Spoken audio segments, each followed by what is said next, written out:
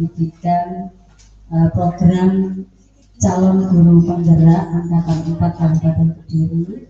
Nah, kami ini hadir di sini dalam rangka meminta bantuan Bapak Ibu. Jadi bukan Bapak Ibu yang membutuhkan sebetulnya, tapi kami yang membutuhkan Bapak Ibu terkait dengan penugasan di modul 1.4 mengenai dasar-dasar pemikiran dihajar Jawa dan budaya positif.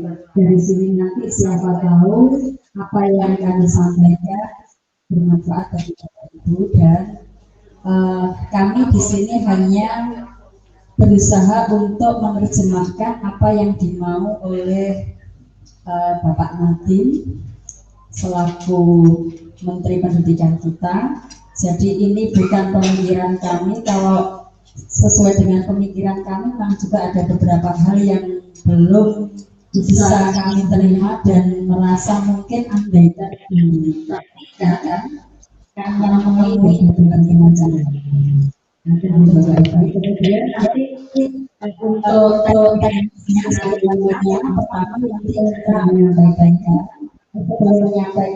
dari sekolah untuk ada yang mewakili bapak kepala sekolah hari ini sedang sakit dengan istirahat di rumah. Monggo untuk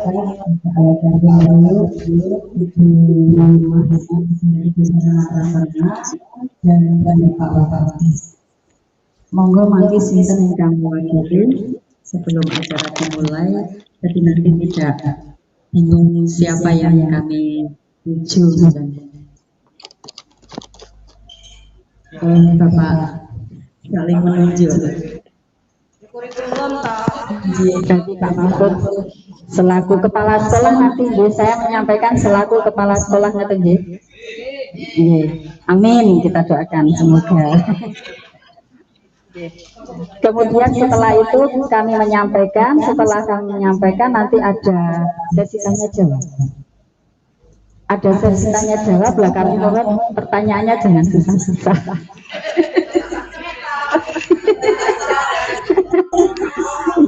Nanti yang agak rumit-rumit bisa ditanyakan setelah off kamera, begitu maksud saya. Jadi biar tidak terekam, biar terlihat indah begitu di kamera nanti, begitu.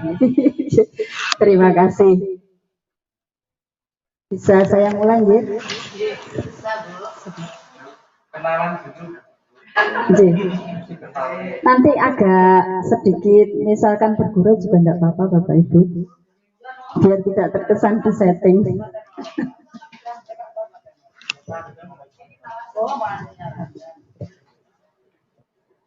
Bismillahirrahmanirrahim. Assalamualaikum warahmatullahi wabarakatuh.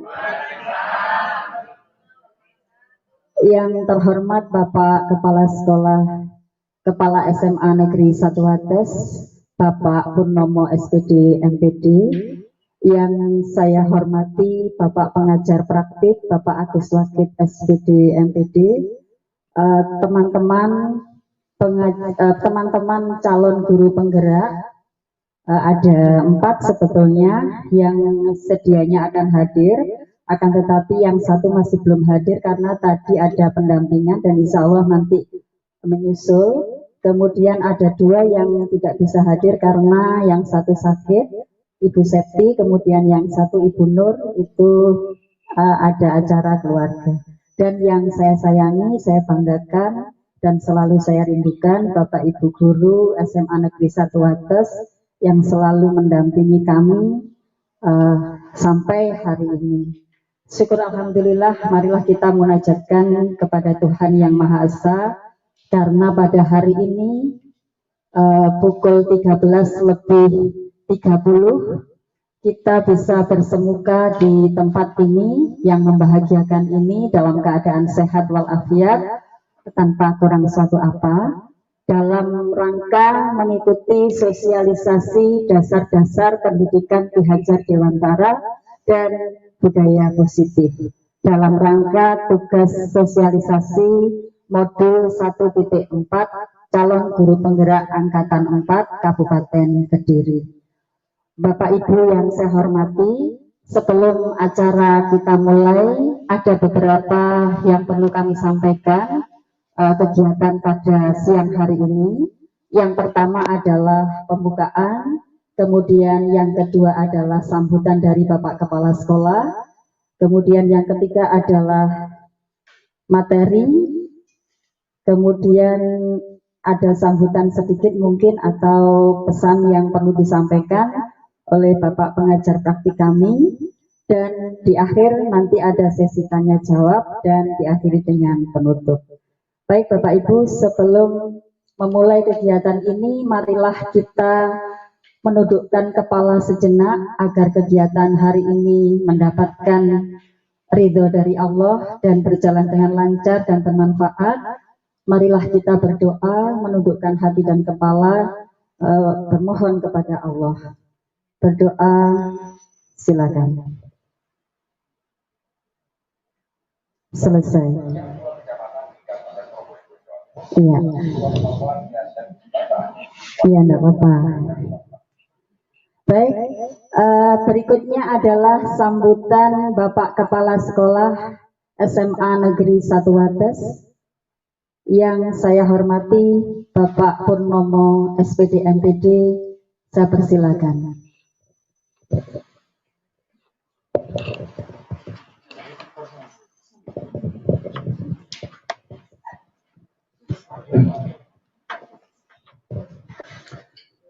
Assalamualaikum warahmatullahi wabarakatuh. Bismillahirrahmanirrahim. Amma ba'du, yang terhormat Bapak Ibu calon guru penggerak, yang terhormat Bapak Ibu guru yang berpartisipasi untuk menyukseskan program guru penggerak ini. Alhamdulillah pada kesempatan kali ini SMA Wates dapat giliran untuk ditempati sosialisasi materi yang luar biasa, yaitu tentang dasar-dasar pendidikan yang disampaikan Ki Hajar Dewantara dan budaya positif. Semoga materi nanti dapat menular pemikirannya, maksudnya ke kita semua, sehingga SMA Negeri 1 Wates semakin maju, semakin dapat dipercaya oleh masyarakat. Saya sendiri kalau menghadapi calon guru penggerak ini rada redek, karena ini orang hebat, melewati seleksi banyak, sedangkan tantangannya itu luar biasa. Maka kami hanya bisa berdoa semoga beliau-beliau ini nanti berhasil dan menjadi ujung tombak pendidikan di Kabupaten Kediri dan kota. Bapak Ibu yang saya hormati, terima kasih atas partisipasinya. Acara ini insya Allah sangat bermanfaat bagi kita semua. Untuk itu mari kita ikuti dengan seksama sampai selesai. Materi-materi yang disampaikan ini kalau perlu dicatat untuk bekal kita semua. Kiranya itu yang bisa kami sampaikan. Kurang lebihnya mohon maaf atas tempat, atas apa-apa yang kurang di kami. Billahi taufiq walhidayah. Wassalamualaikum warahmatullahi wabarakatuh.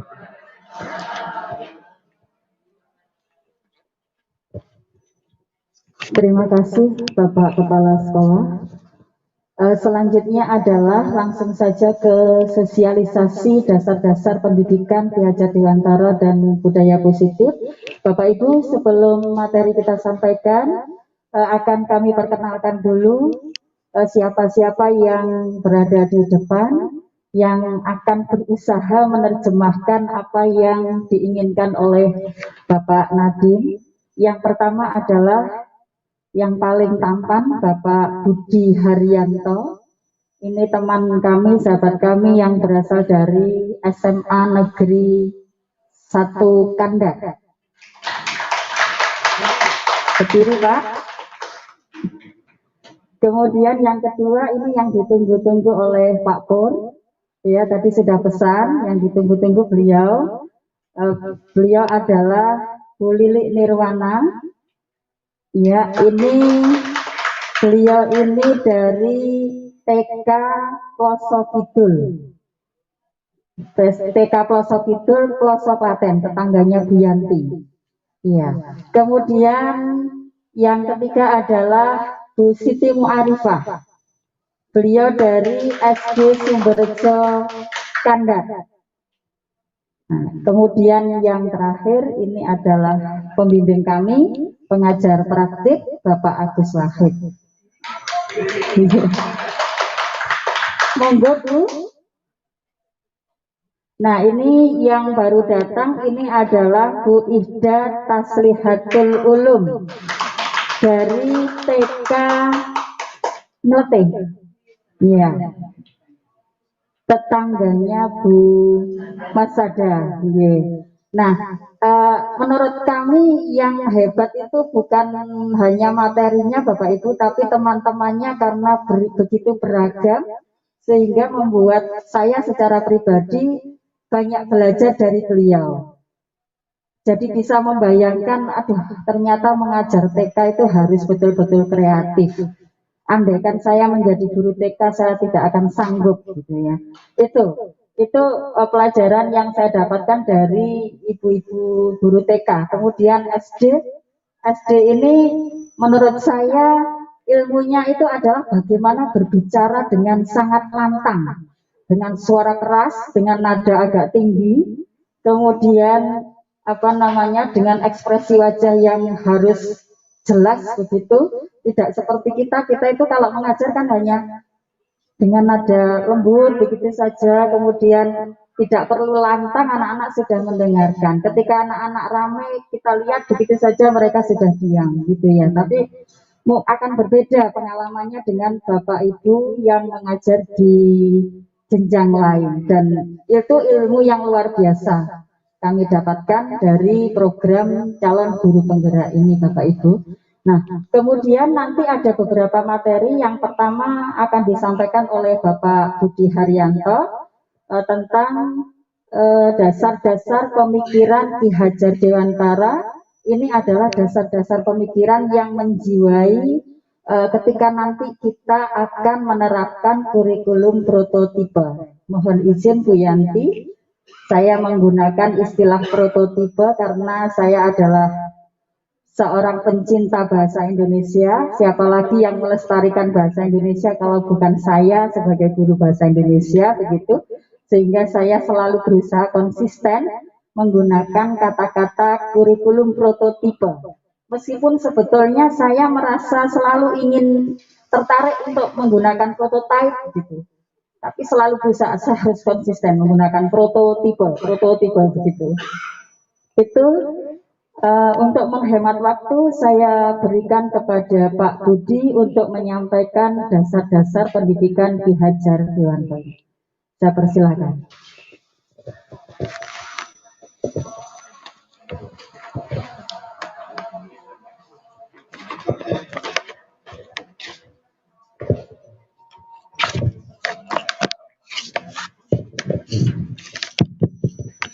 Assalamualaikum warahmatullahi wabarakatuh.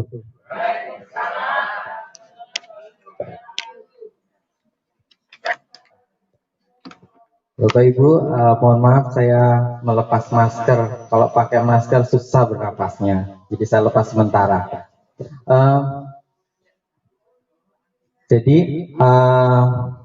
Kami semua ini memang mendapatkan tugas untuk sosialisasi ke teman-teman sejawat, dan ini adalah tempat kedua karena kemarin baru saja kami sosialisasi di SMA Negeri 1 Kandat.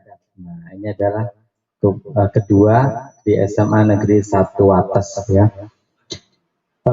Program kami guru penggerak itu ada 9 bulan dan ada 3 modul yang harus kami kuasai. Masing-masing modul berkisar sekitar 3 bulan.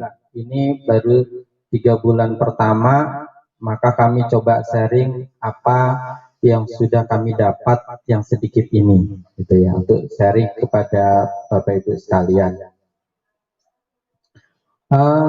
Kemudian ada juga nanti untuk lebih detailnya Bapak Ibu bisa mencoba menginstal aplikasi Merdeka Mengajar, ada di Android nanti ya. Ibu ketik aja di Android itu di Play Store Merdeka Mengajar, kemudian ada gambar kayak mirip ada orang mengepalkan tangannya, itu jadi klik. Semua materi guru penggerak ada di situ. Jadi materi instan ada di situ semua. Bapak Ibu bisa belajar banyak di situ, dan itulah materi yang kita pelajari. Cuma bedanya kalau Bapak Ibu ingin pelatihan yang bersertifikat, ya memang harus mengikuti berbagai seleksi. Tapi materinya sama seperti yang di Android itu. Materi pertama yang kami semua dapatkan itu tidak lain adalah kembali kita semua mengkaji pemikiran dasar atau filosofi dari pemikiran Ki Hajar Dewantara. Jadi beliau ini adalah pakar pendidikan, tokoh pendidikan nasional yang kemudian kita kuatkan kembali. Kenapa? Karena beliau ini sesungguhnya sudah punya filosofi pendidikan yang sangat sesuai dengan masyarakat Indonesia. Itu yang coba digali oleh Pak Menteri beserta tim pendidikannya. Nah, baik saya awali dengan dasar pendidikan PhD. Ini pertama adalah maksud dari pendidikan. Ini penting sekali. Jadi maksud pendidikan menurut Ki Hajar Dewantara itu adalah menuntun semua kekuatan kodrat yang ada pada anak untuk mencapai selamat jiwanya, selamat raganya, kemudian bahagia jiwanya, setinggi-tingginya sehingga nanti bermanfaat bagi masyarakat. Itu adalah maksud dari pendidikan Ki Hajar Dewantara. Dilanjut coba. Agak naik aja biar lebih tinggi. Kemudian filosofi yang kedua adalah menuntun. Jadi Bapak Ibu sekalian, tugas dari seorang guru atau pendidik itu adalah menuntun tumbuh hidupnya kekuatan kodrat yang ada pada anak agar memperbaiki laku hidupnya. Jadi menuntun dan mengarahkan semua potensi, semua minat bakat, kekuatan kodrat yang dimiliki oleh anak agar tumbuh kembang sehingga apa yang menjadi harapan dan cita-citanya bisa tercapai. Lanjut. Petani. Diibaratkan seorang pendidik itu sama seperti seorang petani. Maka kalau misalnya di situ ada contoh petani jagung, maka petani itu mempunyai kewajiban untuk menuntun tumbuhnya jagung, kemudian memperbaiki kondisi tanahnya, memberikan pupuk agar semua bisa tumbuh menjadi baik. Ibaratnya sekolah ini adalah sebuah ladang, maka kemudian guru ini adalah sebagai petaninya, berusaha untuk menuntun dan mengembangkan semua potensi siswa. Seperti itu. Lanjut. Ini gambaran ketika menanam jagung. Oke, ini sudah tumbuh, sehingga akhirnya menjadi besar. Berikutnya adalah budi pekerti. Ini filosofi Ki Hajar Dewantara adalah perlu kita menyeimbangkan, menyelaraskan antara perkembangan budi dan pekerti. Apa bedanya di situ? Kalau next coba lagi biar lebih jelas. Nah, budi itu adalah pikiran, perasaan dan kemauan, sedangkan pekerti adalah tenaga. Lanjut. Bermain, ini penting sekali bahwa sesungguhnya kodrat manusia bermain. Apakah itu anak-anak, apakah itu guru kita, itu bermain. Pasti dengan bermain, tidak melihat usia, semua suka. Maka bagaimana kita bisa menanamkan atau gini ya, atau bisa mengajarkan materi pelajaran tertentu dengan ada permainannya, misalnya seperti itu. Di contoh misalnya ada game pendidikan, itu sangat disukai oleh anak-anak, bahkan dengan game itu justru anak-anak merasa seakan-akan tidak belajar, padahal dia sesungguhnya belajar. Tapi di sini gamenya tertentu, tidak semua game. Jadi permainan. Jadi kalau zaman dulu itu permainannya adalah lanjut. Ini permainannya adalah dakot atau gobak sodor. Ini adalah permainan sederhana, tapi di situ banyak mengandung segi pendidikannya. Lanjut. Ini juga pendidikan berpusat pada anak. Saya yakin semua paham bahwa pendidikan itu mestinya berpusat pada anak, bukan berpusat kepada guru. Artinya semua pikiran kita, semua aktivitas kita itu semua ditujukan hanya satu, yaitu melayani apa yang menjadi kebutuhan anak. Termasuk nanti misalnya kita tahu bahwa anak kita ini sangat heterogen, maka yang benar kita harus bisa memenuhi kebutuhan anak kita yang heterogen itu dalam hal belajar. Nanti ada namanya materi pembelajaran berdiferensiasi. Itu juga ada. Lanjut. Nah, apa relevansi? Apa kemudian? Wah, itu dia kan tokoh yang zaman dahulu gitu. Apakah masih relevan dengan pembelajaran abad 21? Maka jawabannya masih relevan. Jadi kalau misalnya Ki Hadim menyatakan bahwa filosofi pendidikan itu menuntun, maka ini sesuai sekali dengan prinsip prinsip pendidikan abad 21, yaitu perlunya kita mengajarkan kepada anak kita ada kolaborasi, kemudian ada reflektif, kemudian ada komunikatif, kreatif, inovatif, dan sebagainya. Sedangkan kalau misalnya Ki Hadim menyatakan bahwa pendidikan itu ujung-ujungnya harus menyelamatkan dan membahagiakan anak, maka kalau istilah sekarang pendidikan abad 21 itu adalah pendidikan yang mengarah kepada well-being, artinya membuat bahagia. Lanjut, nah ini boleh lanjut aja sama nih seperti yang saya terangkan tadi. Nah, lanjut budaya positif. Nah, ini adalah materi terakhir modul 1.4 dari pertemuan 3 bulan pertama guru penggerak, budaya positif. Jadi pentingnya kita ini untuk menciptakan lingkungan yang kondusif. Ini penting sekali. Kenapa? Budaya positif atau lingkungan yang positif itu saya yakin akan membuat siswa merasa nyaman, dia nyaman untuk belajar, dia belajar dengan tanpa ada tekanan, tanpa ada paksaan, gitu. Kemudian lingkungan belajar yang kondusif, misalnya yang hijau, yang lestari, ini membuat mereka menjadi nyaman, sehat dan sebagainya. Ini salah satunya adalah dengan menciptakan budaya positif. Lanjut saja. Lanjut. Nah, Bapak Ibu sekalian, ternyata setelah kita belajar itu, saya yakin bahwa teman-teman guru yang ada di sini itu semuanya pada berkeinginan untuk menanamkan karakter yang baik pada anak, gitu ya. Tetapi masalahnya terkadang kita menggunakan teori kontrol yang salah. Yang salah itu begini contohnya. Misalnya kita sering memberikan hadiah, misalnya memberikan hadiah, nanti kalau misalnya nilaimu bagus saya kasih hadiah, kalau nilaimu bagus lagi saya kasih hadiah.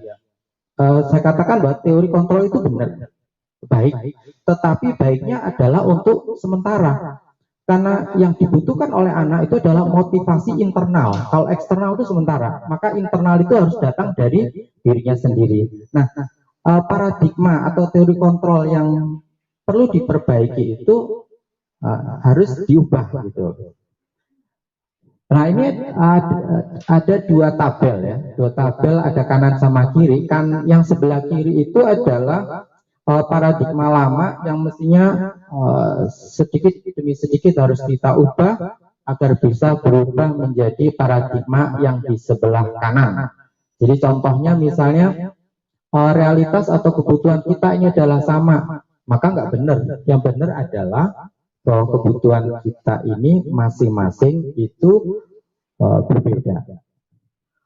Contoh lagi misalnya di situ semua orang melihat sesuatu atau hal itu sama. Dalam kenyataannya bahwa kalau melihat sesuatu masalah atau apa, pasti tiap orang tuh punya gambaran yang berbeda-beda. Dan banyak lagi di situ, misalnya saya bisa mengontrol orang lain, maka yang benar adalah saya tidak bisa mengontrol orang lain. Kalaupun bisa, maka kita kontrolnya hanya sementara. Ya karena dia murid, karena dia ada keperluan, ada dirinya mau dikontrol, maka dia mau dikontrol tapi untuk sementara. Maka sebetulnya ini berkaitan gini, bahwa mengontrol itu akan disetujui oleh seorang anak kalau dirinya juga mengizinkan. Maka nanti ada istilah yaitu keyakinan kelas. Nanti ada semacam perubahan. Kalau dulu ada peraturan kelas yang sifatnya itu dari sekolah, maka nanti ada baiknya kita membuat keyakinan kelas, di mana keyakinan kelas itu adalah salah satunya hasil kesepakatan antara guru dengan siswanya. Nah, itu adalah hal-hal baru yang perlu nanti perlahan-lahan kita kembangkan kepada siswa kita. Next berikutnya.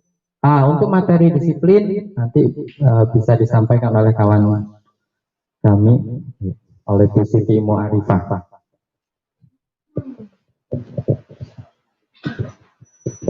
Terima kasih.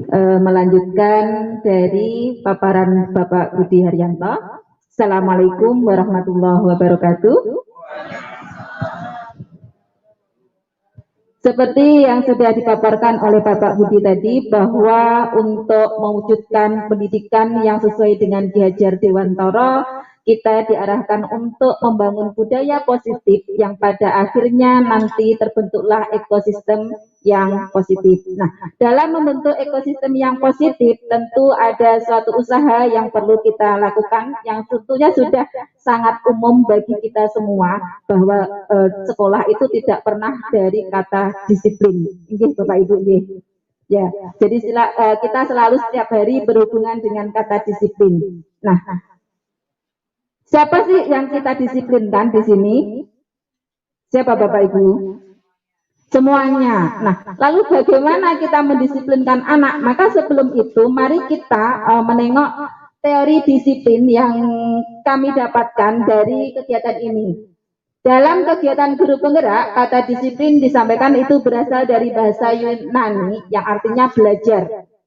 Tetapi dalam kehidupan kita setiap hari ketika kita berhubungan dengan anak-anak, budaya atau disiplin ini berubah menjadi sesuatu yang dilakukan seseorang untuk mendapatkan atau kecenderungan umum yang berhubungan dengan rasa tidak nyaman. Ketika anak-anak datang tidak tepat waktu, apa yang kita lakukan Bapak Ibu? Marah, menghukum. Nah, padahal tujuan dari disiplin itu sendiri apa Bapak Ibu?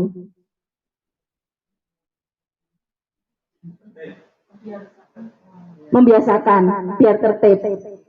Ketika anak datang terlambat, ketika kita hukum tujuannya agar bisa lebih baik, tidak mengulangi lagi. Nah, pada dasarnya tujuan dari disiplin itu adalah mengajak anak belajar dari kesalahan itu. Jadi kata disiplin dari bahasa asalnya disiplina itu artinya belajar. Ketika kita mendisiplinkan anak, maka kita mengajak anak untuk belajar menuju lebih baik. Karena belajar itu sama-sama kita yakini bukan hanya sekedar mengerjakan soal di atas kertas, tetapi anak bisa berubah dari yang belum tahu menjadi tahu, dari yang belum bisa menjadi bisa, dari yang belum terbiasa baik menjadi lebih baik. Nah, penyempitan disiplin yang kita lakukan setiap hari dengan memberikan efek jera dengan hukuman, maka pelan-pelan harus kita ubah menjadi mengajak anak menuju perbaikan. Dan tidak harus selalu dengan hukuman. Apakah hukuman itu boleh, Bapak Ibu? Boleh. Tetapi sebagai alternatif terakhir, akan ada pilihan berikutnya yang nanti akan disampaikan oleh rekan-rekan kami bagaimana mengajak anak berubah menuju kedisiplinan tidak langsung dengan menghukum. Ada suatu proses nanti yang akan dijelaskan kawan kami, yaitu restitusi. Bagaimana mengembalikan anak ke dalam habitatnya, ke dalam kelompoknya menjadi lebih baik tanpa harus tersakiti secara fisik maupun secara mental. Lanjut. Nah, dalam melakukan disiplin ini dihubungkan dengan teori motivasi. Kenapa anak mau disiplin dan kenapa anak tidak mau disiplin? Sama-sama kita tahu bahwa motivasi seseorang dalam melakukan segala sesuatu itu ada dua. Ada motivasi yang datang dari dalam dan ada motivasi yang datang dari luar. Nah, yang kita bicarakan hari ini adalah ketika kita mendisiplinkan anak-anak. Yang pertama ada motivasi eksternal, di mana anak melakukan segala sesuatu itu karena menghindari sesuatu yang tidak nyaman bagi mereka, biar tidak dihukum, biar tidak mendapatkan sanksi. Misalkan beberapa anak tidak terlambat ke sekolah karena takut dihukum. Beberapa anak mengerjakan PR daripada nanti sama guru kimia saya harus berdiri di depan kelas, misalkan seperti itu, atau harus membersihkan ruang lab dan sebagainya. Oh ya. Dan kemudian ada motivasi eksternal, itu bukan untuk menghindari tapi mengharap sesuatu.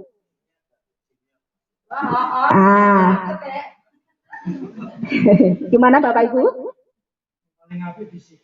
Oh, yang paling baik fisika. Saya kira semua guru baik, Ibu. Cuma mungkin beberapa murid itu ada semacam tanda tanya, nggak suka dengan hal tertentu yang tidak nyaman untuk dirinya. Karena terus terang saya juga pernah jadi murid yang lama itu kadang nggak nyaman dengan guru A dan B itu karena bukan pelajarannya, tapi mungkin takut dibeli, takut suruh maju ke depan karena saya pemalu waktu itu. Sekarang malu-malu, enggak Kak, saya pemalu juga. Jadi motivasi eksternalnya ini ada dua.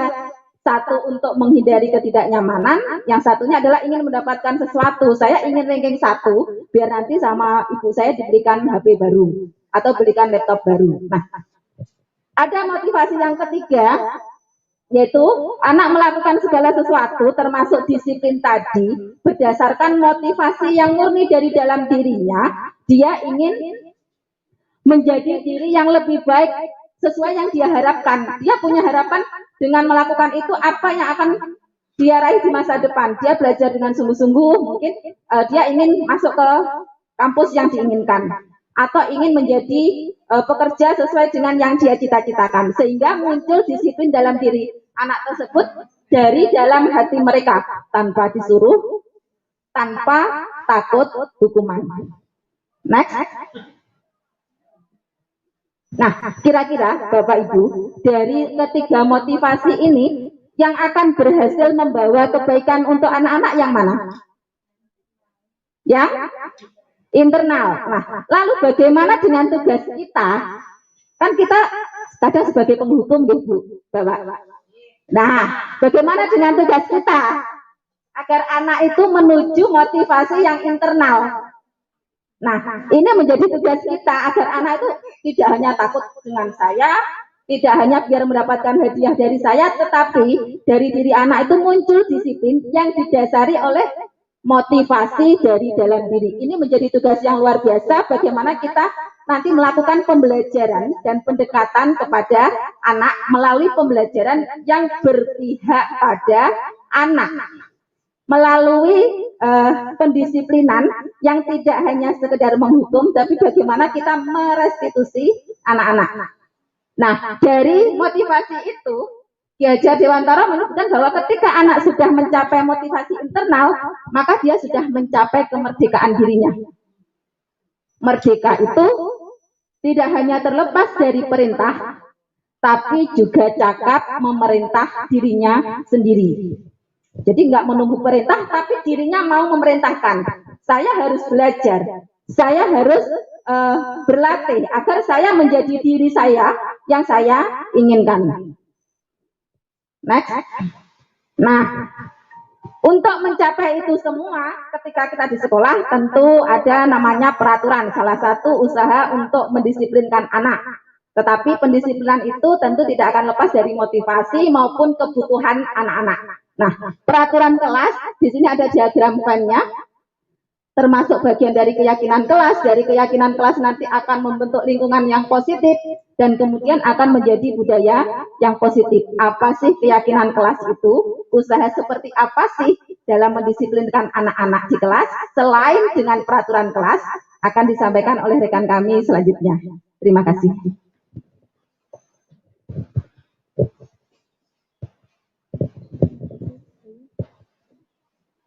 Baik, saya akan lanjutkan. Assalamualaikum warahmatullahi wabarakatuh. Masih semangat Bapak Ibu? Masih. Kalau masih kita tepuk semangat dulu ya Bapak Ibu. Oke, tepuk semangat.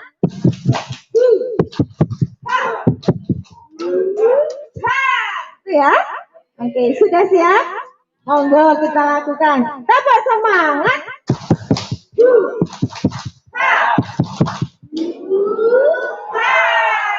Sudah semangat apa belum Bapak Ibu? Oke, monggo berdiri, kita berdiri, monggo. Oke, monggo Bapak Ibu kita berdiri dulu.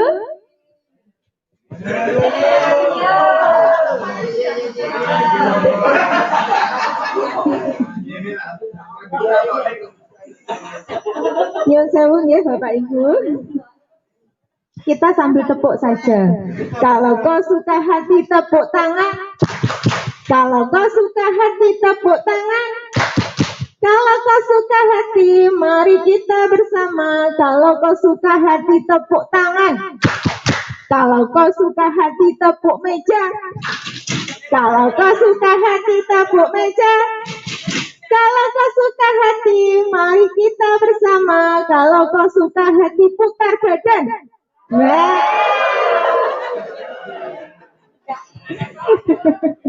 Ya, terima kasih atas waktunya ya.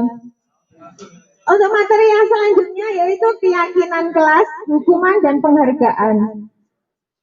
Untuk keyakinan kelas di sini adalah suatu tindakan atau perilaku yang dilakukan di dalam kelas yang dapat menentukan terciptanya suatu lingkungan yang positif. Dari lingkungan yang positif kita bisa menciptakan dari kebiasaan-kebiasaan yang kita lakukan di dalam kelas dulu ya setiap harinya. Nanti bisa menumbuhkan budaya yang positif. Nah, mengapa keyakinan kelas bukan peraturan saja? Nah, di sini ada contohnya bahwa mengapa ada peraturan harus menggunakan helm bila mengendarai kendaraan roda 2? Mengapa Bapak Ibu? Iya, betul sekali. Untuk keselamatan. Pertanyaan yang kedua, mengapa ada peraturan menggunakan masker, mencuci tangan, dan menjaga jarak 1,5 meter? Itu jawabannya untuk apa Bapak Ibu? Untuk kesehatan. Nah, nilai-nilai kesehatan dan keselamatan di sini itulah yang dinamakan dengan keyakinan. Nah, itu dimulai dari diri sendiri untuk memotivasi diri sendiri atau motivasi intrinsik. Untuk mendukung motivasi intrinsik, kembali ke nilai-nilai keyakinan yang lebih menggerakkan seseorang dibandingkan mengikuti serangkaian peraturan. Daripada kita membuat banyak peraturan, lebih baik kita membuat keyakinan yang disepakati di dalam kelas tersebut. Nah, mana yang merupakan keyakinan kelas? Di sini ada dua opsi. Yang A itu kesepakatan kelas, datang tepat waktu mengucapkan salam. Nah, di sini termasuk kesepakatan kelas ya Bapak Ibu, menjaga kebersihan sekolah. Kesepakatan? Ya, menjaga berdoa sebelum dan sesudah kegiatan. Peraturan apa kesepakatan? Kesepakatan. Aktif dalam pembelajaran. Kesepakatan. Tertib. Nah, ya. Untuk yang kedua, kami guru dan murid saling menyayangi. Ini merupakan kesepakatan.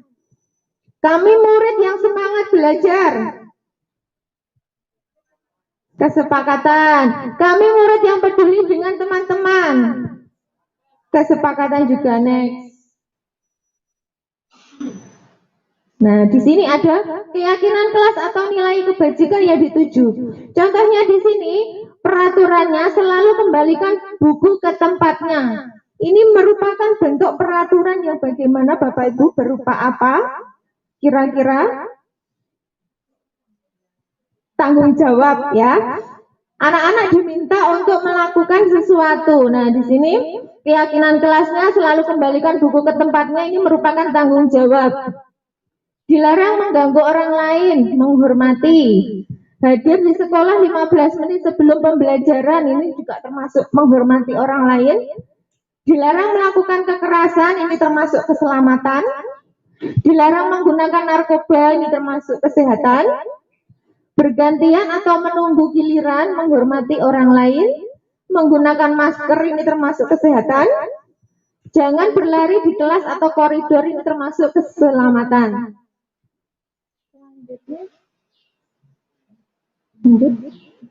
Nah, di sini ada tindakan, hukuman atau konsekuensi. Yang dimaksud hukuman itu apa menurut Bapak Ibu? Berarti kekerasan ya pada intinya hukuman itu. Kalau konsekuensi,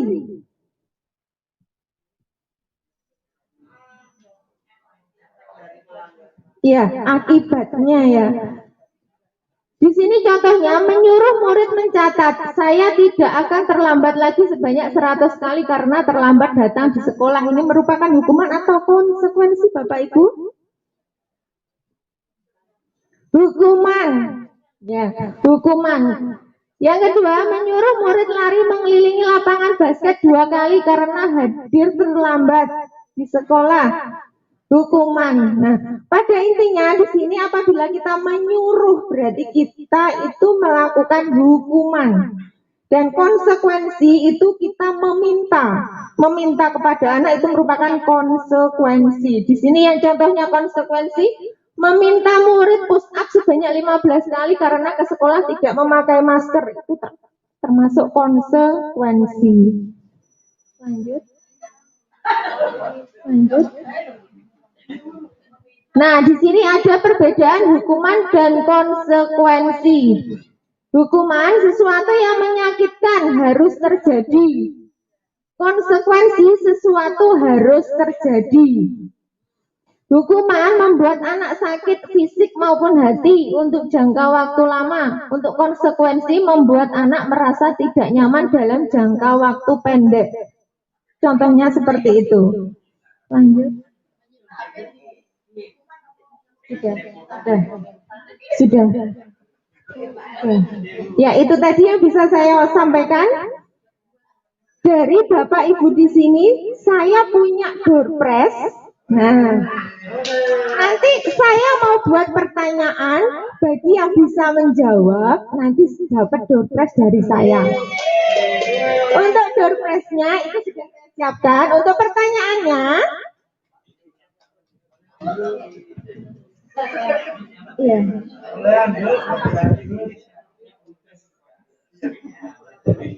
Ya, yang sudah dipaparkan dari teman-teman tadi ya Bapak Ibu.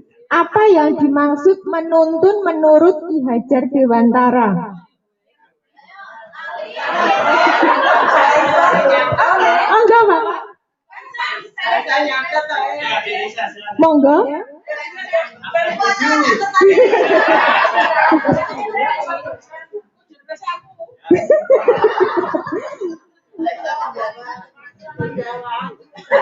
Monggo Bapak bisa ke depan. Oh nggih. Pokoknya nggak malu-maluin.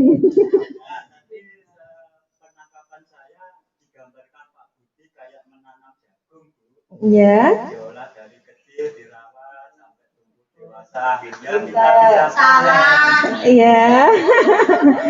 Ya, terima kasih atas jawabannya. Door prize-nya ini jadi apa tidak, Pak? Iya, ada.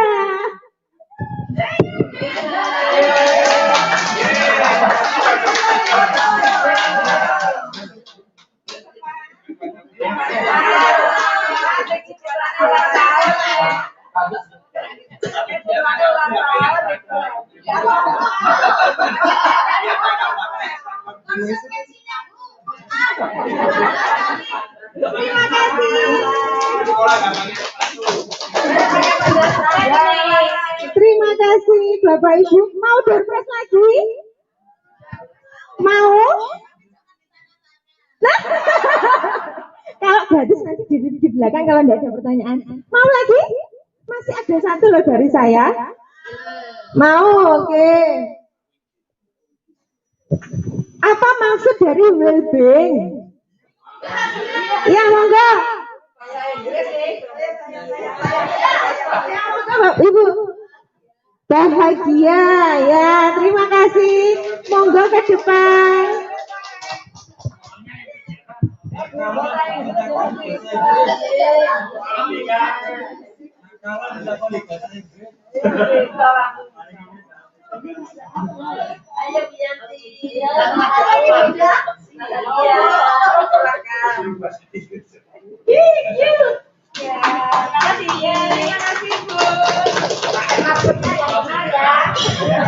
Terima kasih atas perhatiannya. Untuk materi yang selanjutnya akan disampaikan oleh teman saya.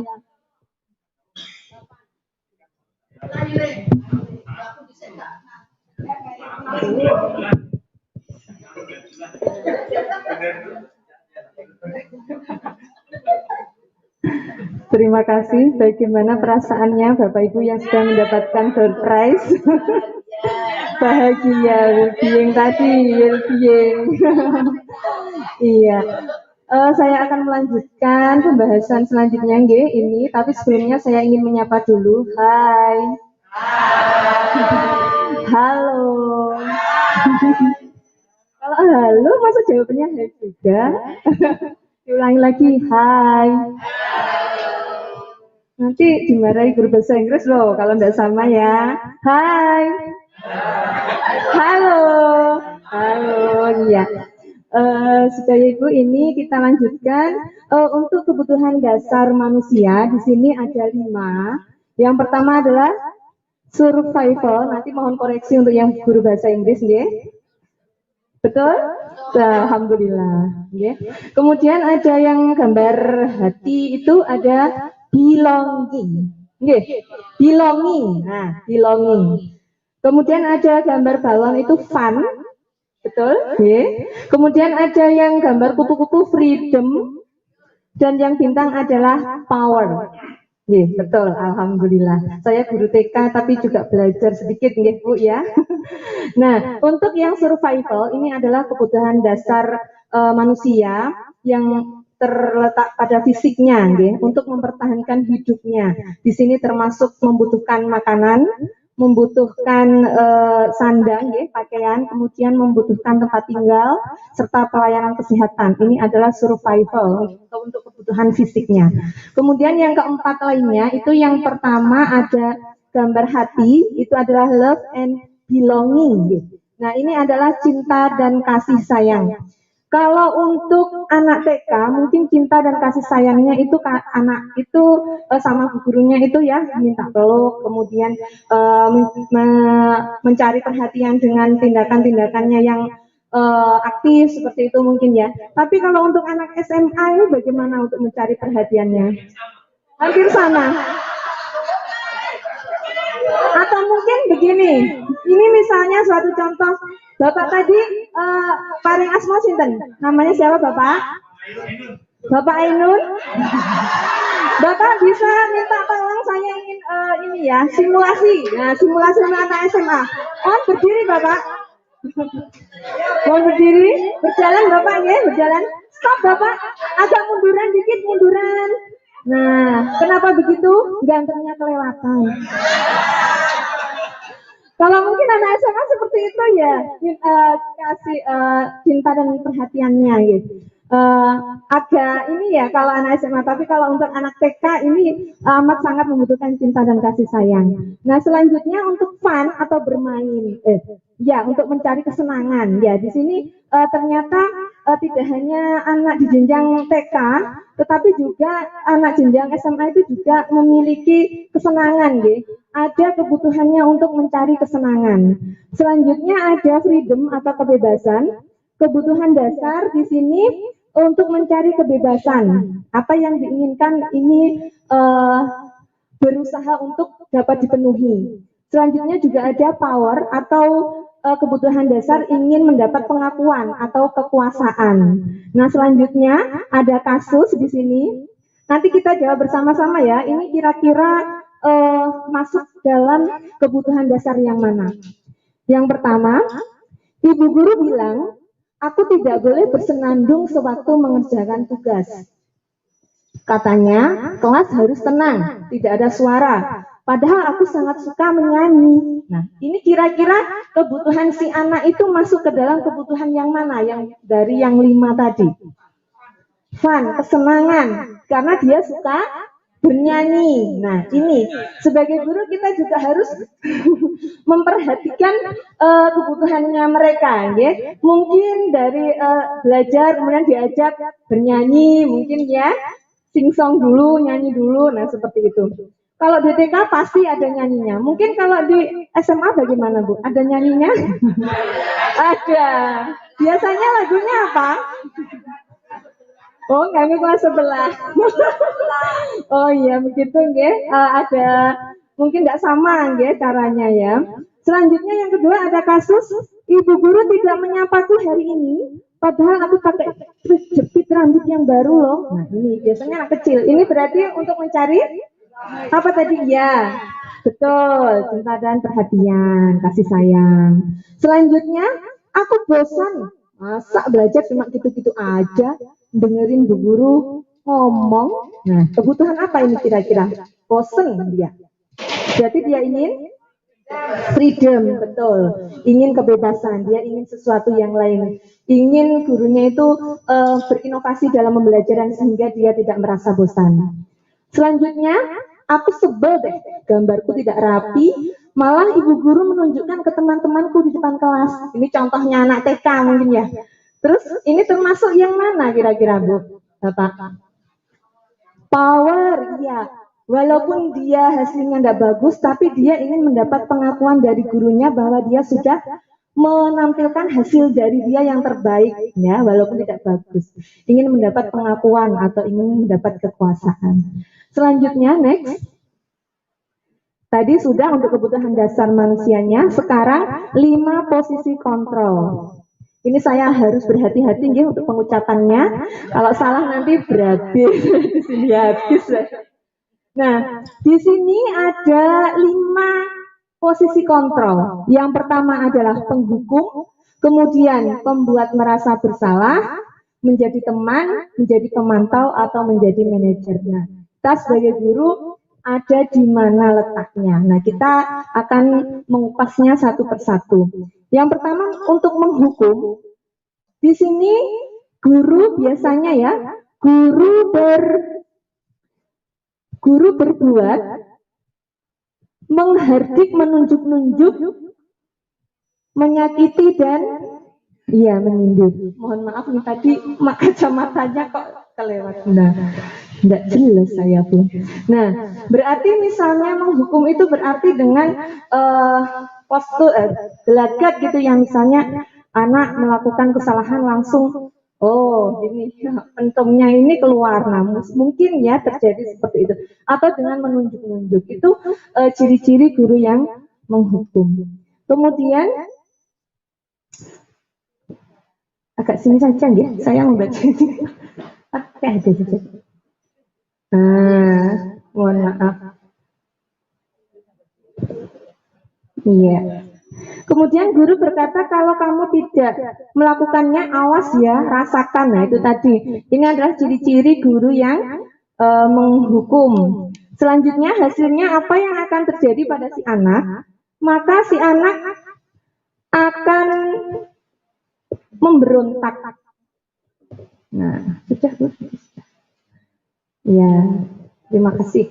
Anak akan memberontak, kemudian akan menyalahkan orang lain dan dia akan berbohong. Di sini hasilnya kurang bagus ya, ternyata kalau guru itu sebagai penghukum. Kaitannya dengan dunia berkualitas apakah? Yaitu murid meletakkan guru di luar dunia berkualitas. Selanjutnya murid akan berkata, biarkan saja, nanti juga marah-marahnya hilang, seperti itu. Kemudian dampaknya bagi murid apa? Dia akan mengulangi kesalahannya lagi. Misalnya murid walaupun dia salah ya, dia akan mengulanginya lagi, mendapat hukuman mengulang dan mengulang lagi. Itu adalah ciri guru penghukum. Apa kita ada di sana? Ada. Ada yang merasa berarti. Selanjutnya ada seorang guru dalam posisi kontrol sebagai pembuat merasa bersalah. Guru itu selalu berceramah dan mengatakan seharusnya ibu kecewa deh kalau kamu selalu melakukan itu, selalu datang terlambat misalnya. Terus kemudian guru juga akan berkata lagi, kamu seharusnya sudah tahu loh, kalau ibu lelah sekali mengatakan ini, sudah capek deh ngomong ini ke kamu. Nah, seperti itu. Hasilnya apa? Murid itu akan menyembunyikan, menyangkal, dan juga akan berbohong. Kemudian, kaitannya dengan dunia berkualitas, yaitu murid meletakkan guru di dalam dunia berkualitas. Selanjutnya, murid akan berkata, maafkan saya Bu, dia akan meminta maaf. Dan dampaknya apa? Si murid akan merasa rendah diri, karena dia merasa bersalah itu tadi, sehingga dia merasa akan merendahkan dirinya. Nah, dari posisi kontrol, menghukum, dan membuat rasa bersalah ini tergolong termasuk dalam motivasi eksternal apa internal Bu ini akibatnya tadi? Betul, eksternal ya, dari luar, karena anak akan melakukan sesuatu itu karena untuk menghindari hukuman ya di situ. Kemudian yang ketiga ada guru pada posisi kontrol sebagai teman. Nah, di sini guru akan membuatkan alasan-alasan untuk muridnya, dan bu gurunya itu akan berkata, ayolah kamu harus lakukan ini demi ibu loh. Terus masa kamu tidak mau? Ingat deh, ibu pernah bantu kamu loh. Nah, seperti itu. Nah, hasilnya apa? Anak akan merasa ketergantungan. Dalam kaitannya dengan dunia berkualitas, murid meletakkan guru itu sebagai orang yang sangat penting di dunianya. Dia tidak bisa lepas dari guru itu kalau gurunya itu berperan sebagai teman. Dan muridnya akan berkata, saya pikir Bapak Ibu itu adalah teman saya. Ternyata begitu. Nah, dampaknya bagi murid yaitu dia akan merasa lemah, tidak mandiri, dan tergantung pada guru tadi. Karena sudah dianggap teman. Selanjutnya guru sebagai pemantau, yaitu guru itu selalu berbuat menghitung dan mengukur. Dan berkata, apa peraturannya? Karena di sana mungkin sudah ada tata tertib yang ada konsekuensinya tadi. Selanjutnya hasilnya apa? Anak akan dapat menyesuaikan diri bila ada gurunya, bila dia diawasi. Selanjutnya kaitan dengan dunia berkualitas, yaitu murid meletakkan guru, peraturan, dan hukum di dunia berkualitas. Murid akan berkata, berapa banyak bintang yang harus kamu peroleh? Ini untuk anak TK ya, ada bintangnya.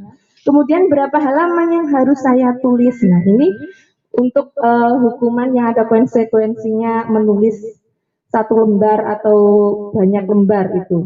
Kemudian dampaknya apa? Menitik beratkan pada sanksi atau hadiah untuk dirinya. Ini juga termasuk motivasi yang bagaimana Bu? Eksternal apa internal ya kira-kira? Karena di sana ada sanksi dan juga ada hadiah. Nah, anak melakukan sesuatu itu karena tidak melakukan karena ingin melakukan karena ingin mendapat hadiah, dan juga tidak ingin melakukan karena takut terhadap sanksinya. Ini termasuk motivasi eksternal ya, sama seperti yang tadi. Selanjutnya yang terakhir yaitu sebagai manajer, guru yang memiliki posisi kontrol sebagai manajer. Guru akan mengajukan pertanyaan-pertanyaan. Nah, pertanyaan ini nanti akan dibahas pada teman saya nih, nanti tentang restitusi ya. Guru dapat melakukan restitusi sebagai manajer ini. Kemudian guru akan berkata apa yang kita yakini, apa yang harus kamu kerjakan untuk memperbaiki masalah ini. Nah, hasilnya apa? Akan menguatkan pribadi si anak. Selanjutnya kaitannya dengan dunia berkualitas, yaitu murid meletakkan dirinya sebagai individu yang positif dalam dunia berkualitas. Murid akan berkata, bagaimana caranya saya bisa memperbaiki keadaan ini? Nah, ini dia ingin berusaha memperbaiki. Selanjutnya dampak bagi murid yaitu dia akan mengevaluasi dirinya, kemudian dia akan mencari tahu bagaimana cara memperbaiki dirinya. Itu ya tentang posisi kontrol.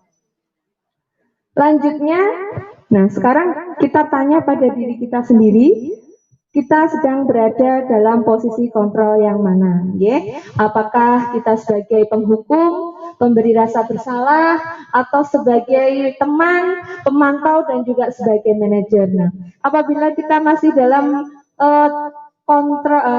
masih dalam penghukum, nah kita harus berusaha untuk menjadi yang lebih baik, ya, yang terutama kita sebagai manajer, guru sebagai manajer. Itu dari saya. Selanjutnya dilanjutkan Bu Dwi, monggo. Terima kasih Bu Ida. Baik Bapak Ibu, masih semangat?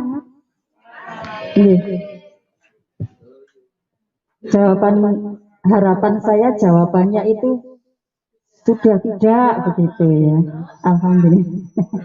Terus pulang gitu ya. Ngantuk, betul. Di belakang sudah menanti soalnya. Iya.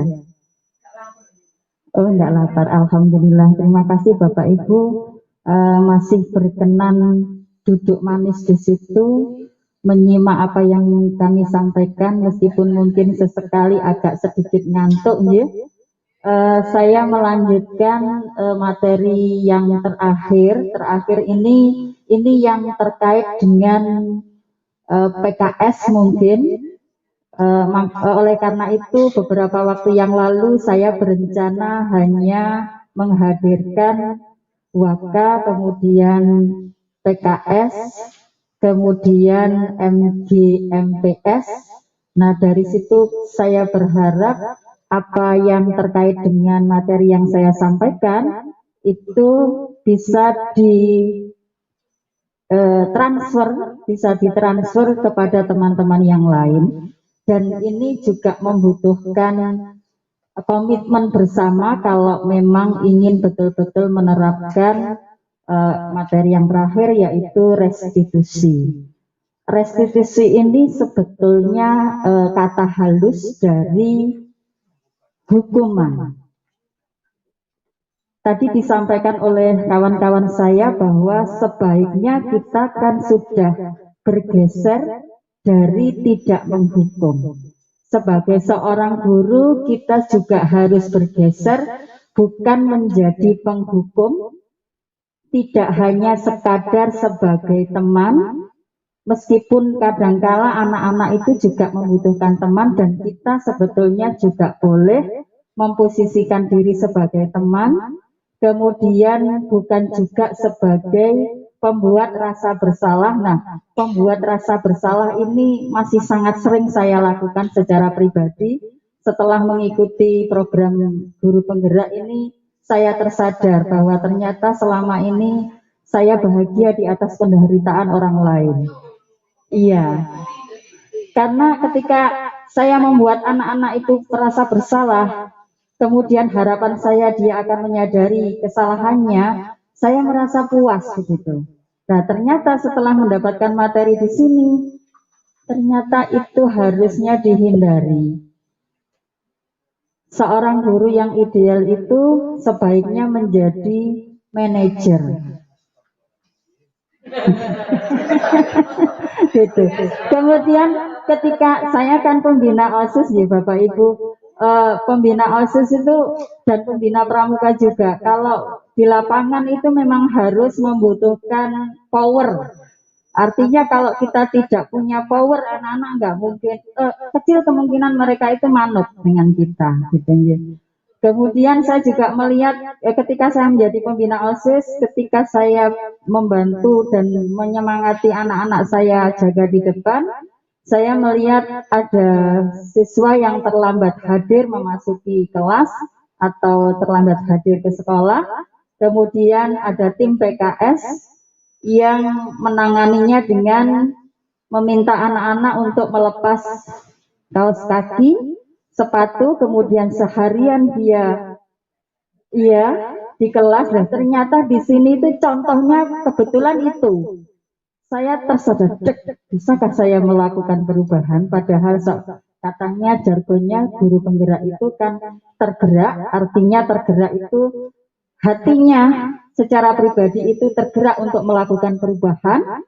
Kemudian setelah hatinya tergerak, dia berusaha untuk melakukan perubahan, bergerak, baru setelah itu menggerakkan.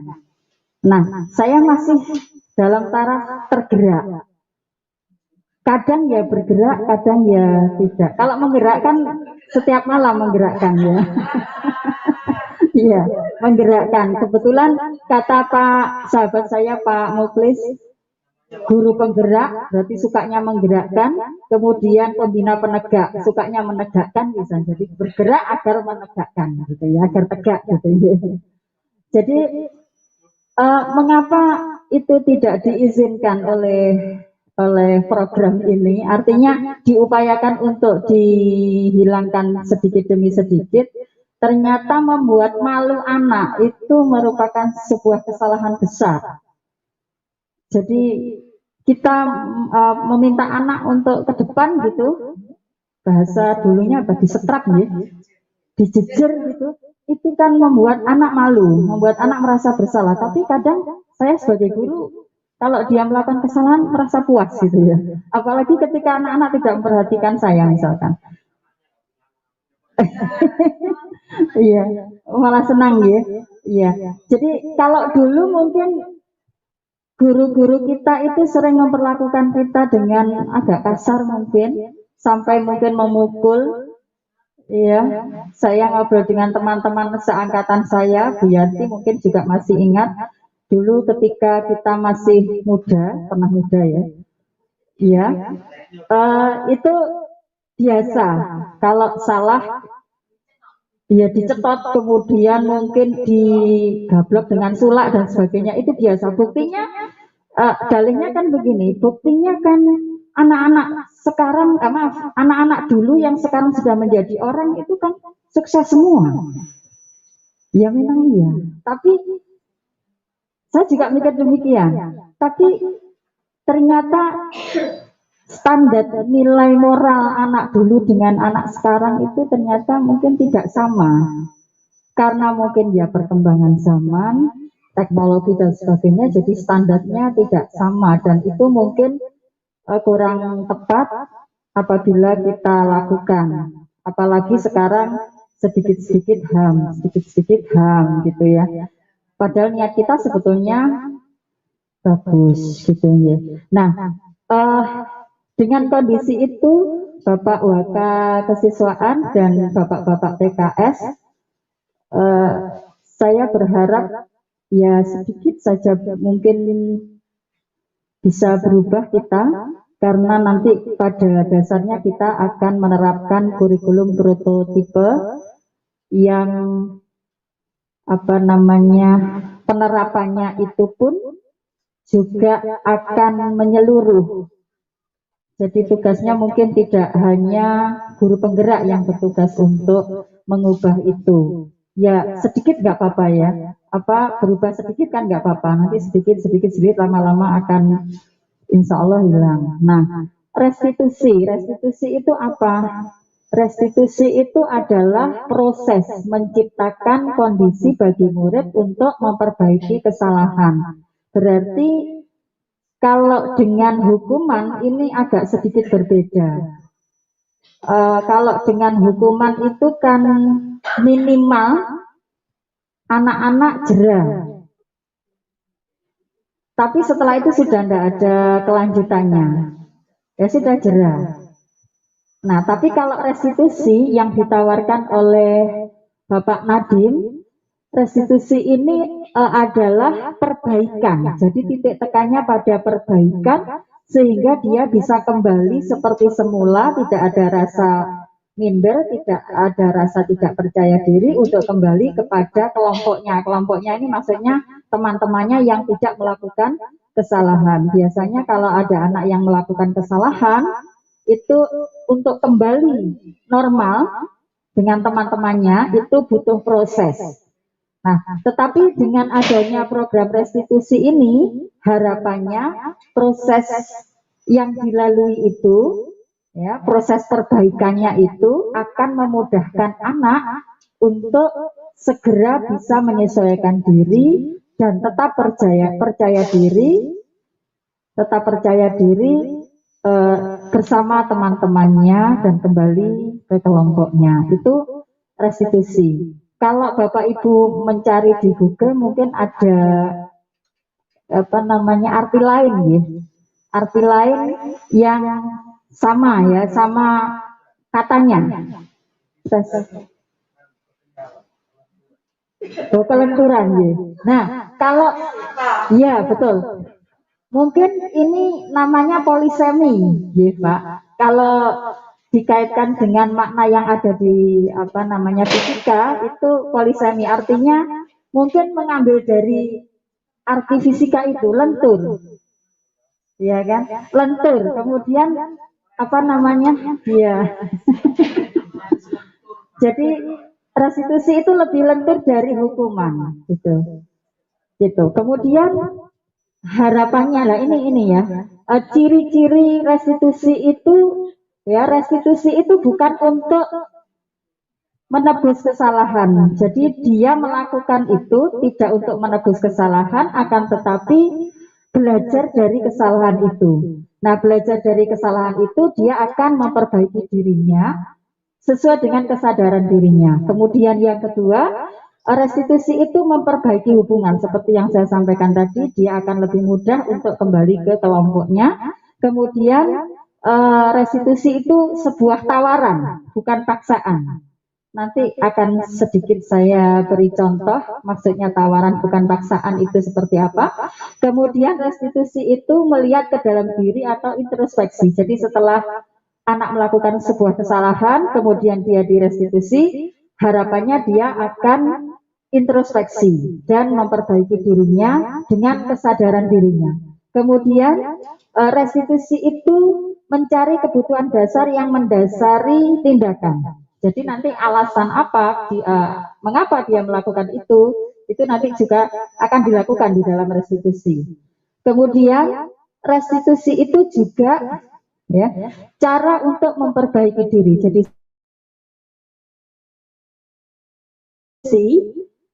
seperti yang ada di ciri yang ke-8, dia akan menemukan solusi. Dari solusi itu dia akan memperbaiki dirinya, kemudian akan membuat karakternya itu berubah menjadi lebih baik, kemudian dia akan bisa kembali ke kelompoknya dengan mudah. Kemudian, nah, ini yang harusnya kita lakukan untuk mempraktikkan restitusi. Ada segitiga restitusi. Nah, ada 3. Yang pertama adalah menstabilkan identitas. Menstabilkan identitas itu misalnya ada anak terlambat hadir.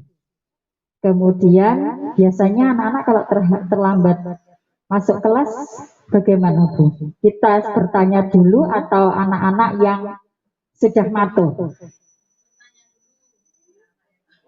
Iya. Biasanya anak-anak sudah matur ya. Bu, maaf saya izin masuk kelas. Maaf Bu, ada yang Bu maaf saya terlambat gitu ya. Kalau Bu Yulis ada anak atau siswa masuk, Pak Malik ada siswa masuk langsung, Bu maaf saya terlambat, pasti mengatakan, hei kamu terlambat berapa bulan? Kalau 3 bulan jangan ke sini. Iya. Positif itu bisa baik bisa tidak ya Bapak Ibu. Ya. Berapa bulan kamu terlambat begitu ya. Jadi kalau bahasa Indonesia itu harus lengkap minimal subjek predikat ya. Ya, apa kabar Arjuna? Nah, Arjuna apa kabar? Nah, itu sudah lengkap ya. Kalau dosen saya dulu bertanya misalkan presensi begitu, baik anak-anak saya presensi, bukan anak-anak ya, baik saudara-saudara akan saya presensi, Ari Wiwaha, gitu. Jawabannya bagaimana Pak Ari? Iya, wah pinter nih Pak Ari ya. Hadir Bu, betul. Hadir itu predikat, Bu itu subjek. Kalau Pak Mahfud, Mahfud misalkan. Oh, loh, kok balen Bu ngono. Oh iya, iya, iya. Nah biasanya ada juga yang menjawab, misalnya, ya kalau tidak begini saya tidak berani jangkar ya.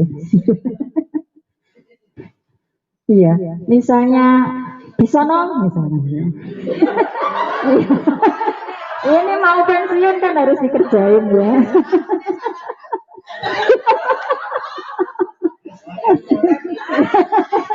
SHR coret ini. Iya. Biasanya ada yang menjawab saya begitu ya. Kalau dosen saya dulu itu ada yang menjawab saya. Itu bukan kalimat. Kok bisa? Saya itu hanya subjek, nggak ada predikatnya gitu. Harus lengkap. Saya hadir Pak. Gitu. Jadi iya, Bapak Ibu, saya ingin menunjukkan kepada teman-teman karena kemarin kita mengalami suasana yang kurang enak hati begitu. Saya takut sekali Bapak Ibu guru yang bukan dari SMA punya penafsiran berbeda terhadap guru SMA, sehingga hari ini memang saya hadirkan. Ini berdasarkan masukan dari teman-teman bahwa guru SMA, terutama SMA Wates itu guru-guru yang luar biasa, yang luar biasa bertoleransi, kemudian kompak, persaudaraannya juga luar biasa, gitu ya.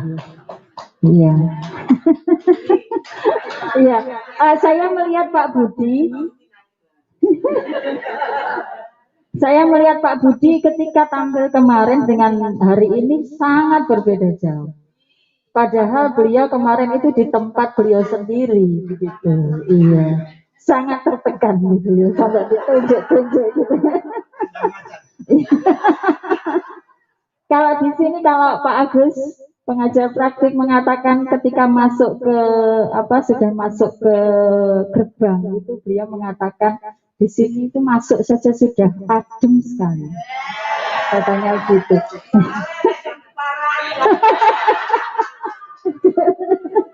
Jadi iya katanya begini, beliau mengatakan Budui panjenengan sangat beruntung berada di tempat yang tepat, katanya begitu. Saya menangis.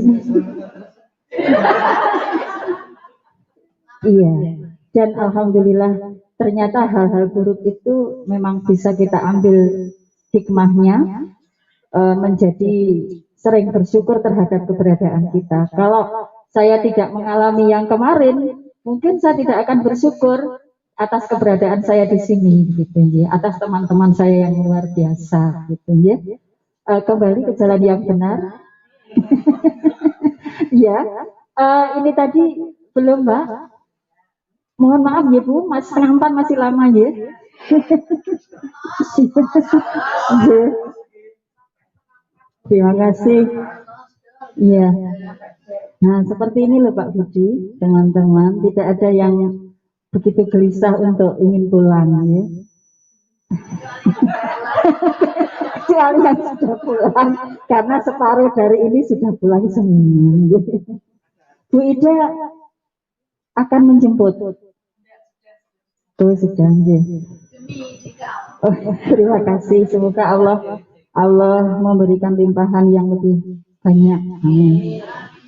Yang pertama tadi menstabilkan identitas, misalkan tadi ada siswa yang terlambat hadir, kemudian dia izin, maaf saya terlambat hadir, saya misalkan biasanya tidak langsung menjawab atau menyampaikan apa alasannya, ya.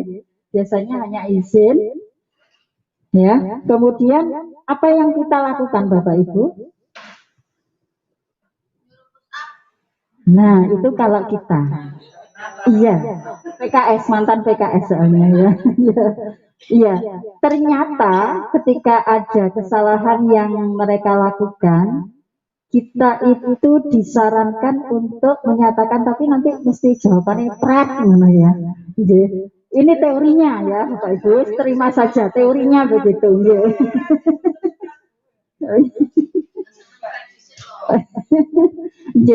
Jadi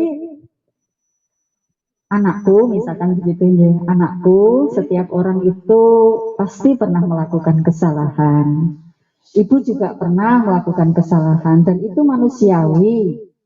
Nah, itu tujuannya kita mengatakan seperti itu tujuannya belum ngomong seperti itu saja, lihat wajahnya sudah mewakil ya biasanya ya. Pengen diwotos sebenarnya. Iya. Kemudian harapannya ketika kita mengatakan seperti itu, anak itu stabil identitasnya, dia tidak merasa sangat bersalah, kemudian dia tidak merasa sangat takut, karena ternyata kita kalau mengikuti yang disampaikan oleh Pak Budi tadi, dasar-dasar pemikiran Ki Hajar Dewantara memang memerdekakan anak, membahagiakan anak, membuat anak itu betul-betul merasa nyaman, selamat gitu ya. Kemudian kalau seperti itu dia tidak merasa bersalah, jadi kita menstabilkan identitasnya. Setelah itu baru tindakan yang kedua adalah validasi tindakan yang salah. Validasinya bagaimana? Memvalidkan itu kita bertanya alasannya. Iyo, mang sampean nyapo telat, misalkan begitu. Jadi alasanmu apa terlambat hadir? Kata Pak Ari, iya silakan. Kata Pak Ari, loh Pak Ari nggak makan dulu? Oh iya, monggo. Jadi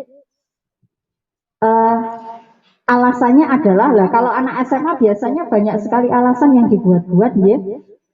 Nah itu, katanya guru SMA itu harus lebih pinter, lebih nakal dari muridnya, begitu ya. Biar kita tahu bagaimana alasan-alasannya itu berbohong atau tidak, ekspresi wajahnya itu menunjukkan serius atau tidak, seperti itu katanya. Yang disarankan seperti itu, kita menanyakan alasan dia terlambat hadir atau dia melakukan kesalahan itu apa. Kemudian ketika kita sudah tahu alasannya apa, langkah yang ketiga adalah menanyakan keyakinan kelas yang disampaikan oleh teman saya tadi. Keyakinan kelas itu adalah sebuah keyakinan yang dibentuk secara bersama, disepakati bersama, tidak ada yang merasa beratkan dalam keyakinan itu. Nah, jadi kita ingatkan. Jadi dari situ kita ingatkan, sebetulnya sama ingin piye toh? Kok hari ini melakukan kesalahan yang misalkan terlambat hadir, sajane sama pengen piye toh? Nah, dari situ anak akan mengatakan sendiri, oh Bu, saya inginnya itu tidak terlambat hadir. Saya itu inginnya ya ingin seperti bla bla bla dan seterusnya. Nah, kalau sudah tahu, baru kita akan mengingatkan kepada dia, kemudian dia akan dengan sadar melakukan untuk, kalau memang dia ingin kesalahan itu ingin dia tebus, ya berarti ditebus. Kalau tidak, harapannya setelah itu dia memperbaiki kesalahannya dan tidak akan mungkin mengulangi dengan kesadarannya sendiri. Seperti itu Bapak Ibu tentang restitusi. Kemungkinan ini sulit sekali kita terapkan. Nah, tapi namanya sulit itu masih ada kemungkinan. Kalau tidak bisa, ya itu betul-betul tidak bisa. Tapi kalau sulit berarti masih ada kemungkinan untuk kita terapkan. Nah, itu tanyakan pada kurikulum itu ya. Mungkin nanti bisa diskusi lebih jauh lagi dengan teman-teman PKS terkait dengan restitusi, meskipun mungkin tidak semuanya harus terakomodasi, akan tetapi minimal ada sedikit perubahan. Kalau peraturan memang ini Bapak Ibu, peraturan itu kecenderungannya kan mesti mengikat, memaksa. Itu peraturan. Tapi kalau anak-anak sudah pada taraf keyakinan, tidak akan ada paksaan, itu akan hadir. Nah, akan hadir dari hatinya sendiri. Begitu, Bapak Ibu.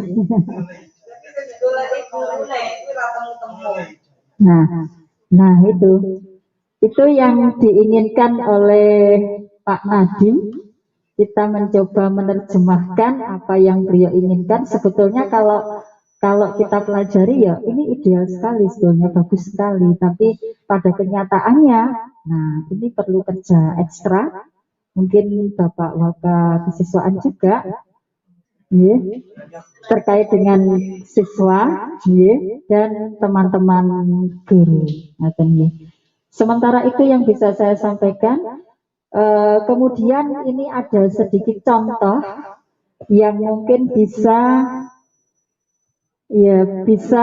dijadikan sebagai gambaran untuk melakukan sebuah restitusi ke Krom.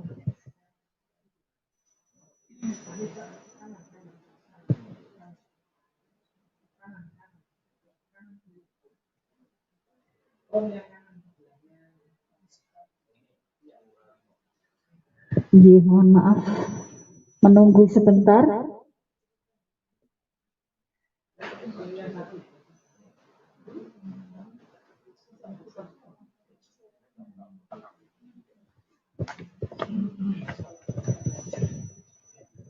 Iya, Bapak Ibu.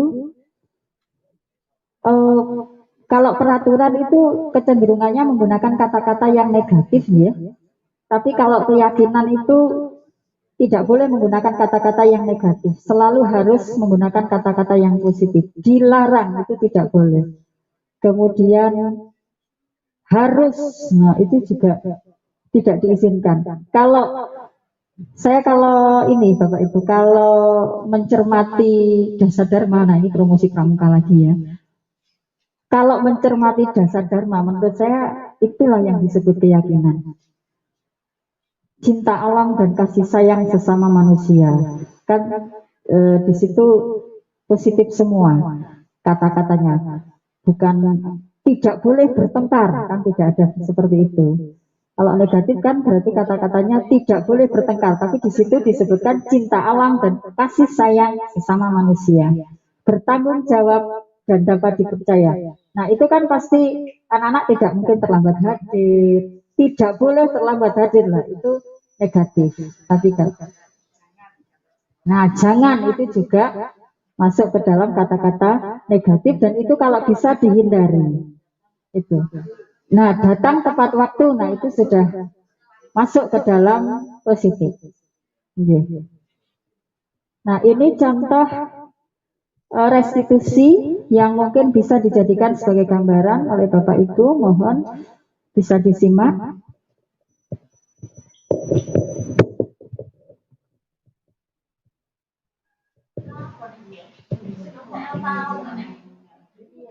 Ini saya ambil ketika programnya Bapak Ketua Ketua khusus program unggulan di kita dengan tidak terasa saya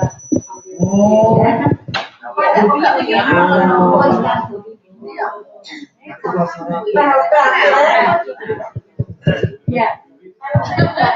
Sayangnya ternyata audionya tidak terdengar Bapak Ibu. Jadi ada anak yang bertengkar, ya.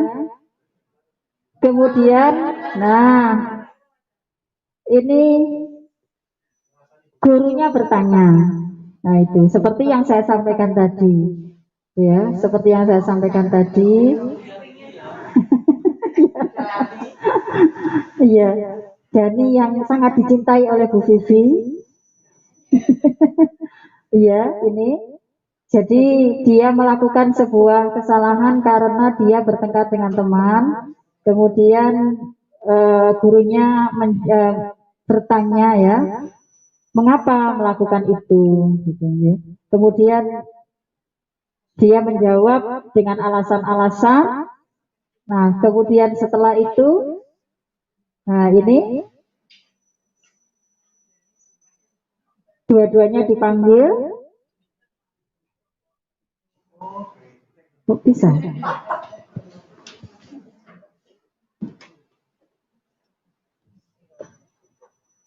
Tidak ada.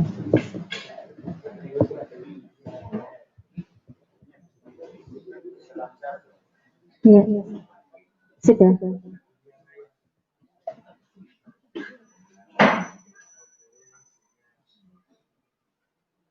Mohon maaf menunggu sebentar, Bu. Gitu. Nah, bisa.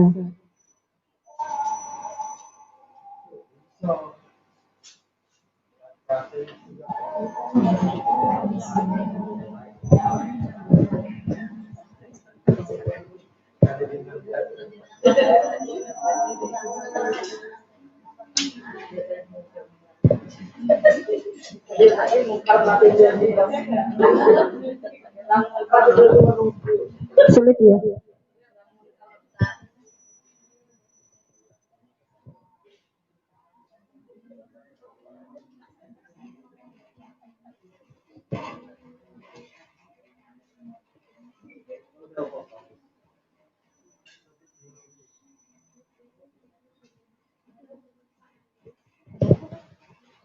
Mohon maaf Bapak Ibu, ternyata kesalahan teknis.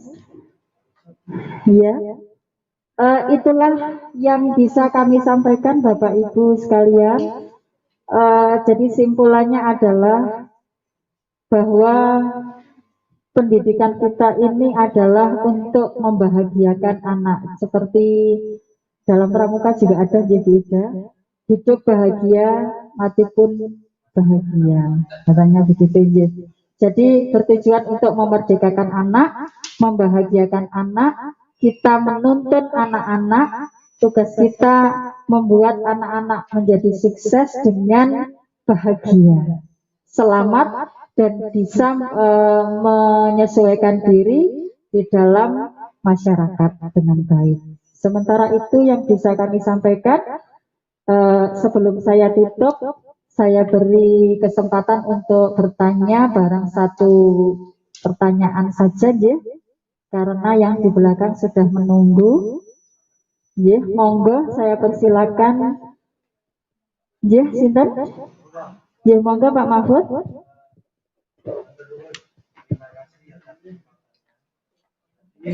Menuntun program menanam budaya positif itu kan sangat diharapkan dari internal, motivasi internal. Kalau motivasi eksternal itu kan sifatnya tidak permanen. Terus anak punya kesadaran restitusi, anak punya kesadaran, semua itu adalah hal yang sangat ideal. Masalahnya ada di pengkondisian anak, mulai dari rumah sampai pulang ke rumah lagi. Itu sekolah hanya 8 jam. Ini langkah-langkah pemikiran apa dari tim calon guru penggerak, hingga punya rumusan yang jelas. Selain tata tertib tadi sama kesepakatan-kesepakatan lain. Dan yang kedua,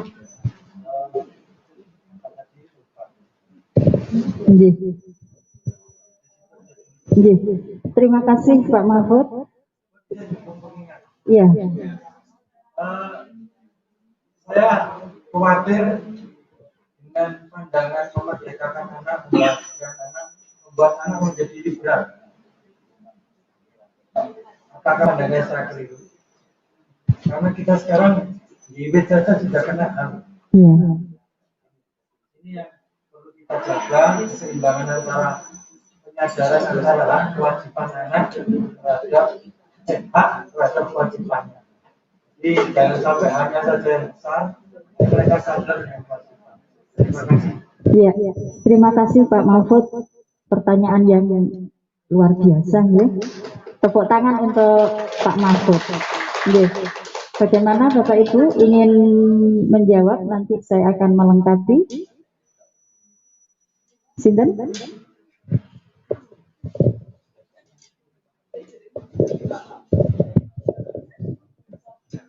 Terima kasih pertanyaan dari Pak Mahfud luar biasa. Saya yakin itu permasalahan bersama. Ya. Jadi maka begini, anak itu kan pembelajarannya tidak hanya di sekolah tapi juga di rumah. Maka sekali lagi ini mungkin langkah ideal ya. Jadi semestinya kita harus melibatkan seluruh warga sekolah dalam membuat keyakinan kelas atau gantinya tadi apa, kesepakatan kelas tadi. Warga sekolah itu siapa saja ya berarti harus melibatkan. Di situ ada kepala sekolah, kemudian ada guru, ada siswa, ada orang tua. Nah ini ada orang tua yang di rumah. Bahkan kita juga perlu melibatkan warga sekitar sekolah. Dan ini luar biasa, ini harus betul-betul ada kolaborasi bersama untuk saling mengawasi, saling memberikan masukan, saling memberikan motivasi. Dan ini memang sampai sekarang saya lihat belum maksimal. Karena terus terang kadang apa yang kita ajarkan di sekolah, mohon maaf, kadang dimentahkan kembali di rumah. Gitu. Jadi apalagi ini situasi daring ini luar biasa. Jadi kita menghendaki anak kita belajar rajin mengerjakan tugas dengan baik, tetapi kemudian di rumah diminta tolong orang tuanya untuk mancing ke sawah dan jualan dan sebagainya. Jadi ini harus dipertemukan dalam suatu forum, kemudian dibicarakan bersama, duduk bersama, apa masalahnya, kemudian diselesaikan bersama. Ini dulu yang harus terbentuk kalau menurut saya. Itu yang bisa dari saya, mungkin bisa ditambahkan oleh yang lain.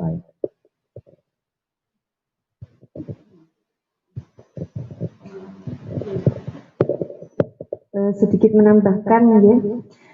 Untuk guru penggerak ini kan di semua jenjang di Bapak ya. Mulai dari TK, SD, SMP, SMA. Nah, untuk tadi sepertinya karakter anak itu nanti dari TK itu sudah ada pembentukan karakter sejak dini yang menuju ke profil pelajar Pancasila. Jadi nanti mulai dari TK sudah mendapatkan itu, selanjutnya di SD juga, kemudian SMP dan SMA. Kemungkinan untuk menjadi anak yang liberal ke depannya itu tidak akan menjadi seperti itu, Bapak ya. Seperti itu mungkin dari saya. Ada ya. Iya, iya. Kalau ini kan kabupaten tuh. Iya. Tim kabupaten ya. Saya punya angan-angan nanti kalau tim kabupaten katakanlah diadu di tim yang lain, punya sesuatu yang beda, sesuatu yang lebih, sehingga sama kabupaten bisa berdiri, tidak harus dijawab tuntas sekarang. Cuma mereka punya roadmap dari TK, SD, itu punya roadmap itu mungkin yang penting Kediri akan cerah. Amin. Terima kasih Pak Mahfud. Memang betul apa yang seperti yang dikatakan Pak Mahfud bahwa mendidik anak itu bukan hanya tanggung jawab di sekolah dan yang lebih banyak itu justru di rumah. Nah, oleh karena itu memang antara di rumah, orang tua di rumah dengan orang tua di sekolah, karena ini rumah kedua ya. Rumah pertama adalah di rumah kedua adalah di sekolah. Nah, karena ini adalah rumah kedua, berarti memang harus ada sinergi antara orang tua, rumah pertama dan rumah kedua. Nah, kesinergiannya itu bisa dituangkan ke dalam, kalau misalkan kita ingin betul-betul mengefektifkan itu, bisa dituangkan dalam yang namanya bagja. Dulu kita pelajari, jadi ada yang namanya bagja. Ini masih terpanjang, tapi tidak perlu disampaikan di sini, ya Pak, karena sudah agak sore. Itu jadi dituangkan di situ ada sinergi antara yang di rumah dan yang di sekolah. Kemudian yang kedua tadi, ya memang betul kalau kita memaknai apa yang disampaikan oleh Ki Hajar Dewantara memerdekakan anak, ini ada juga yang seperti Pak Mahfud itu tadi, kalau kita memaknainya tidak secara mendalam gitu. Jadi anak-anak menjadi liberal. Tapi pemaknaan itu ada kata menuntun, berarti tetap kita yang menuntun. Jadi merdeka itu dalam arti merdeka memilih sesuai dengan bakat dan minatnya. Nah, ini penerapannya seperti apa, saya sendiri juga belum begitu bisa menyatakan ya. Yang bisa menyatakan justru mungkin nanti kurikulum ya. Jadi anak balik lagi ke kurikulum ya. Artinya ya betul, ke profil pelajar Pancasila. Yang merdeka itu tadi loh Pak, merdeka itu merdeka memilih, artinya setiap orang kan punya bakat sendiri. Tidak mungkin satu anak itu bisa semuanya. Biasanya bisa semuanya itu sedikit-sedikit. Seperti misalnya saya ini kalau sudah ketemu matematika, ketemu ingat angka itu sudah fobia, kecuali angka yang ada di dalam rupiah. Nah itu mau dibawa kemana begitu. Kalau misalnya dia itu dipaksa untuk terus mempelajari itu, kemudian kesenangannya itu dilupakan, bisa saja kesenangannya tidak dia dapatkan, kesenangannya misalnya suka berpuisi dan sebagainya itu tidak itu dilupakan, kemudian dia begitu serius mempelajari matematika, akhirnya kan dua-duanya tidak maksimal. Misalkan seperti itu Pak. Jadi merdeka di sini artinya merdeka yang tetap dituntun. Sementara itu yang bisa saya sampaikan, yang bisa kami sampaikan, kami mohon maaf atas segala kekurangan. Sebelum diakhiri, saya mohon Bapak pengajar praktik untuk memberikan sedikit arahan kepada kami.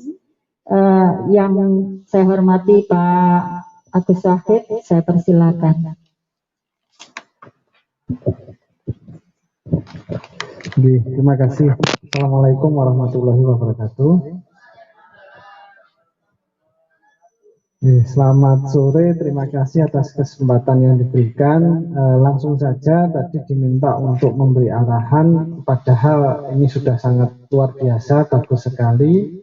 Di sini saya hanya ikut mendukung, terutama bagaimana Bapak Ibu calon guru penggerak ini menerapkan apa yang sudah beliau pelajari, diantaranya konsep pemikiran Ki Hajar Dewantara dan budaya positif.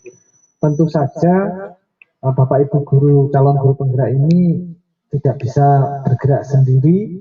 Beliau tetap memerlukan dukungan dari lingkungan sekolahnya. Ya kalau kebetulan yang di sini butuhi, berarti tetap membutuhkan dukungan dari Bapak Ibu guru SMA Negeri 1 Wates, dan juga lingkungan SMA Negeri 1 Wates itu sendiri tidak hanya pada Bapak Ibu guru saja, tapi mungkin kepada keluarga besar dari SMA Negeri 1 Wates.